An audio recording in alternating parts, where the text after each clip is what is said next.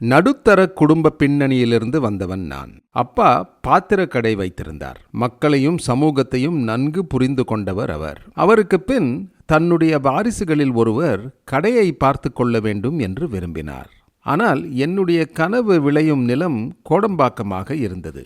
எனது விருப்பத்தையும் கனவையும் புரிந்து கொண்ட அவர் என்னை கட்டாயப்படுத்தவில்லை. நான் சமூகத்தை எப்படி பார்க்கிறேன் என்பதை நான் எழுதிய சிறுகதைகளின் வழியாக அவர் அறிந்து கொண்டு என் மீது என்னை விட அதிக நம்பிக்கை வைத்தார். சின்ன வயதில் இருந்து ஆக்ஷன் படங்கள் பார்த்து வளர்ந்தேன். அதனால் ஆக்ஷன் இல்லாத ஒரு திரைக்கதையை என்னால் எழுதவே முடியாது. என்னதான் இமோஷன், சென்டிமெண்ட், காதல் என்று கதைகள் செய்தாலும் அவற்றுடன் சண்டை காட்சி வைக்க வேண்டும் என்று நினைப்பேன். ஆனால் அவை இயல்பான சண்டை காட்சிகளாக தெரிய வேண்டும் என்பதில் உறுதியாக இருப்பேன். தரையில் கால் படாமல் காரில் போய் காரிலேயே வீடு வந்து சேர்கிற ஒரு ஆளை விட நடந்து போகிற ஒருவனுக்கு சமூகம் இன்னும் ஆழமாக நெருக்கமாக புலப்படும். நான் நடைபாதையில் இருந்து வாழ்க்கையை தொடங்கியவன். நம்மை சுற்றி என்ன நடந்து கொண்டிருக்கிறது என்பதை என்னால் கவனிக்காமல் இருக்க முடியாது. நான் கவனித்தவற்றில் என்னை ஆழமாக பாதிக்கும் எது ஒன்றையும் நான் ஒரு வழிப்போக்கனாக கடந்து செல்ல விரும்பியதில்லை. அதற்கு ஒரு கிரியேட்டராக நான் நம்பும் நேசிக்கும் சினிமாவில் தொடர்ந்து ரியாக்ட் செய்திருக்கிறேன். கத்தி அப்படி ஒரு ரியாக்ஷன் தான். விஜய் சாருடன் துப்பாக்கியை முடித்துவிட்டு அதை முன்பே திட்டமிட்டபடி அக்ஷய்குமார் சாருக்கு ஹாலிடே என்கிற தலைப்பில் இந்தியில் மறு ஆக்கம் செய்து கொண்டிருந்தேன். பாதி படம் முடிந்திருந்தது. உடனே அக்ஷய் சார் வேறொரு படத்துக்கு கொடுத்திருந்த கால் ஷீட் தொடங்கிவிட்டதால் அவர் அதற்கு போய்விட்டார். அதனால் அவர் திரும்பி வருவதற்குள் நான் தமிழில் ஒரு படத்தை முடித்துவிட்டு வந்துவிடலாம் என்று சென்னை வந்தால் தலைவா படத்தின் படப்பிடிப்பில் மும்பையில் இருந்த விஜய் சாரிடமிருந்து ஃபோன். அண்ணா, அடுத்த படம் உங்களோட தான், ஓகேவா என்றார். நான் நேராக உங்களை வந்து சந்திக்கிறேன் சார் என்று சொல்லிவிட்டு மும்பை போய் அவரை பார்த்து, சார், நம்ம பேக் டு பேக் படம் பண்ணினா துப்பாக்கி படத்துடன் கம்பேர் பண்ணுவார்கள், அதனால் ஒரு இடைவெளி விடலாம் சார் என்றேன்.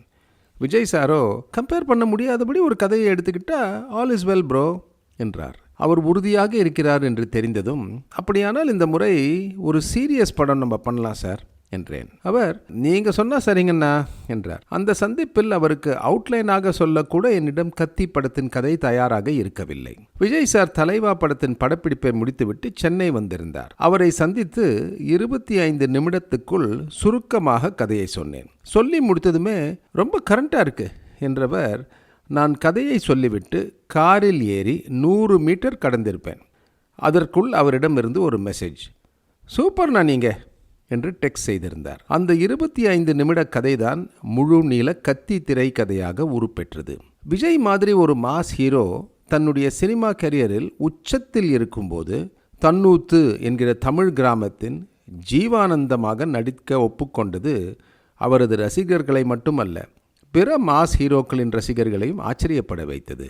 என் உயிரே போனாலும் விவசாயத்தை நீங்கள் விட்டுறாதீங்க என்கிற ஜீவானந்தத்தின் கதறல் தமிழ்நாட்டின் கதறல் என்று விமர்சகர்கள் விஜயின் நடிப்பையும் ஜீவா கதிரேசன் கதாபாத்திரங்களுக்கு நடிப்பில் அவர் காட்டியிருந்த ஈடுபாட்டையும் பாராட்டியிருந்தார்கள். இந்த இடத்தில் விஜய் சாரின் அர்ப்பணிப்புக்கு ஒரு சம்பவம். தன்னூத்து கிராமத்தின் ஜீவானந்தம் விஜயை பெரு நிறுவனத்தின் கைக்கூலியாக செயல்படும் காவல் ஆய்வாளரும் அவரது ஸ்டேஷன் காவலர்களும் வலுக்கட்டாயமாக கைது செய்து அழைத்து செல்லும் காட்சியை எடுத்துக்கொண்டிருந்தோம். அப்போது போலீஸாக நடிப்பவர்களிடம் விஜய் சொன்னார், என் சட்டை காலரை பிடிச்சு தர என்று இழுத்து போய் ஜீப்ல தள்ளுங்க என்றார். எனக்கோ பயமாகிவிட்டது. ஒரு போலீஸ் ஆபீசரை வைத்து விஜயை கன்னத்தில் அறைய சொன்னதே அதிகம். இதில் இவர் வேற என்னை இப்படி இழுத்து கொண்டு போய் ஜீப்பில் தள்ளுங்கள் என்கிறாரே. அடுத்து அண்டர்வேருடன் அவரை காட்டும் காட்சியை அவருடைய ரசிகர்கள் ஏற்றுக்கொள்வார்களா என்று உள்ளுக்குள் பயந்தேன். இப்படி பயந்து கொண்டிருக்கும் போதே லாக்அப் சீன் ஷூட் செய்யும் கட்டத்துக்கு வந்துவிட்டோம். வறண்டு கிடக்கும் தன்னுடைய ஊர் பசுமையை பார்த்து விடாதா? எப்படியாவது இந்த ஊரின் பூமிக்கடியில் புதைந்து கிடக்கும் நீரூற்றை கண்டுபிடித்து விட மாட்டோமா என்று ஏங்கி தவிக்கிற ஒரு சாமானிய பட்டதாரி கிராமத்து இளைஞனாக இருக்கும் ஜீவானந்தம் போன்றவர்களை நிஜ உலகம் அப்படித்தானே நடத்தும், அப்படித்தானே நடத்துகிறது என்று எனக்கு சமாதானம் சொல்லிக்கொண்டு அந்த காட்சியை படமாக்க தயாரானேன். அப்போது விஜய் சார் அழைத்தார். கேரவேனுக்குள் போய் விஜயை பார்த்தேன். அவர் என்னிடம் 2 அண்டர்வேர்களை காட்டினார். அதில் ஒன்று மிகவும் சிறியது. நான் அதிர்ந்து போய், சார், உங்கள் ரசிகர்கள் என்னை உதைப்பார்கள் சார், நீங்கள் பெரிய மாஸ் ஹீரோ, உங்களை மிக கீழே இறக்கினால் அந்த காட்சி அவர்களுக்கு பிடிக்காமல் கூட போக வாய்ப்பு இருக்கு சார் என்று சொல்லி பாக்ஸர் டைப் அண்டர்வேர் போதும் என்று அவரை போட வைத்தேன். அதுவே ஜீவானந்தம் கேரக்டருக்கு படத்தில் பெரிய இம்பேக்டை கொடுத்தது. கத்தி படம் விஜய் சாருக்கு எவ்வளவு பாராட்டுகளை கொண்டு வந்ததோ அதே அளவுக்கு எனக்கும் பாராட்டுகளை குவித்தது. நம்ம பசி தீர்ந்ததுக்கு அப்புறம் சாப்பிட்ற அடுத்த இட்லி இன்னொருத்தவங்களோடதுமா என்று ஜீவானந்தம் கேரக்டர் பொது உடைமை தத்துவத்துக்கு தருகிற ஒரு வரி விளக்கத்துக்காக என்னை உளமாற பாராட்டினார்கள். உண்மையாகவே விஜய் என்கிற ஒரு உச்ச நடிகரை வைத்து இப்படி ஒரு படம் கொடுக்க முடியும் என்கிற சாத்தியத்தை உருவாக்கியதால் என்னுடைய படங்களில் ரமணாவுக்கு பிறகு கத்தியை எனக்கு ரொம்ப பிடிக்கும். துப்பாக்கியில் ஐ எம் வெயிட்டிங் வசனம் பயன்படுத்தப்பட்ட விதம் ரசிகர்களால் கொண்டாடப்பட்டதால் கத்தியிலும் அந்த வசனத்தை கதிரேசன் கேரக்டர் இன்டர்வெல் பிளாக்கில் பேசிய போது ரசிகர்களுக்கு அது எதிர்பாராத இன்ப அதிர்ச்சியாக இருந்தது. விஜய் சாரிடம் நான் இந்த நிமிடம் வரை வியந்து போவது அவருடைய கூர்மையான கவனிப்பு தான். ஒரு காட்சியில் நடிக்கும்போது அது 1 நிமிட காட்சியோ இல்லை 6 நிமிட காட்சியோ அவரிடம் கவன சிதறல் என்பதை நான் பார்த்ததே கிடையாது. சர்க்கார் படத்தின் ப்ரீ கிளைமேக்ஸில் தக்காளியை வைத்து குட்டி கதை சொல்கிற காட்சி மொத்தம் 6 நிமிடங்கள். அந்த காட்சியில் மக்கள் திரளின் நடுவே நின்று விஜய் பேச வேண்டும். மக்கள் கூட்டத்திலிருந்து பலரும் கேள்வி கேட்பார்கள்.